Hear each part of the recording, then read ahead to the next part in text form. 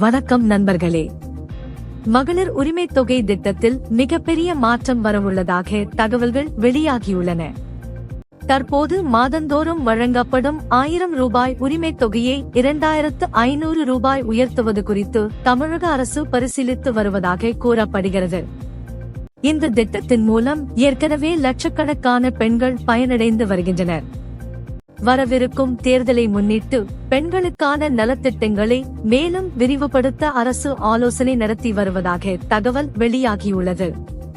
மேலும் புதிய விண்ணப்பங்களை ஏற்கவும் கூடுதல் பயனாளர்களை இணைக்கவும் நடவடிக்கைகள் எடுக்கப்படலாம் என கூறப்படுகிறது.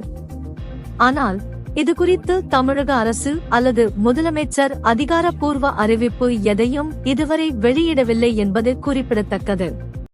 இந்த தகவல் குறித்து உங்கள் கருத்து என்ன? உரிமை தொகை 2500 ரூபாய் உயர்த்தப்பட வேண்டுமா? கமெண்டில் தெரிவியுங்கள்.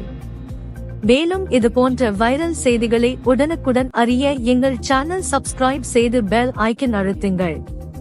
நன்றி.